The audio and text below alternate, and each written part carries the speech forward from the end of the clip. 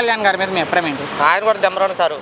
ఆయన ఏదైనా పెద్దలకి ఏదైనా చేయాలంటే చేస్తాడు కూడా, చేయాలంటే కాదు చేస్తాడు కూడా. ఓకే, ఇప్పుడు ఉప ముఖ్యమంత్రిగా ఎలా అనిపిస్తుంది ఆయన పనితీరు? పర్లేదు సార్, సూపర్ సార్. ఆయన కూడా ఈ 2 ఏళ్లలో ఆయన బాగానే చేస్తున్నాడు సార్. ఆయనకేం సారు సినిమాలు చేసుకుంటూ తిరుగుతున్నారు పవన్ కళ్యాణ్, జనాలను వదిలేసి అంటారు కొంతమంది.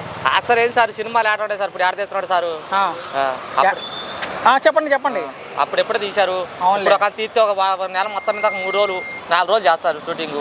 ఆయన 70 రోజులు అయితే రోజు ₹1 కోటి సార్. ఆయనకి రాజకీయం కూడా అవసరంలా. లెక్కెత్తే ఒక రోజు యాక్ట్ చేస్తే ₹1 కోటి వస్తుంది ఆయనకి. ఈ రాజకీయం ఉంది ఆయనకి. అంటే జనం డబ్బులతో విజయవాడ టు హైదరాబాద్ జలసాలు చేసుకుంటే స్పెషల్ ఫ్లైట్ లో తిరుగుతారు తప్ప పవన్ కళ్యాణ్ ఆయనకేం తక్కువ, జనాలకి ఏం చేయట్లేదు అంటారు ఇంకొంతమంది. ఆయన ఎవరు సారు అనేది అన్నమాట. అవన్నీ పిచ్చి ప్రేమలు. ఆయన డబ్బు వచ్చినంత ఉంది, ఆయన డబ్బే జనాలా పెడుతున్నాడు. మరి అయినా కూడా తిడతా ఉంటారు కొంతమంది. వాళ్ళు పిచ్చి ప్రేమ లేక మాలాంటి వాళ్ళు కాదు వాళ్ళు. ఓకే, అవగాహన లేని వాళ్ళు. చివరిగా ఆయన అభిమానులు కోరుకునేది ఆయన ముఖ్యమంత్రి కావాలని, భవిష్యత్తులో ముఖ్యమంత్రి అవకాశం. భవిష్యత్తులో ఇప్పుడు ఏం కాదు సార్, ఇంకా 3 తరాలు పోతే ఇంకా 15 సంవత్సరాల తర్వాత అయితే అవ్వచ్చు. అప్పటి వరకంటే కష్టమే. ఒక మాటలో మీ అభిప్రాయం ఏంటి చివరికంటే పవన్ గారి మీద? పవన్ గారు ఏం అభిప్రాయం ఏం లేదు సార్.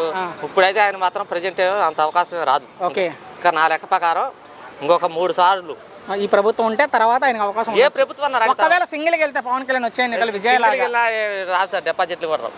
Thank you.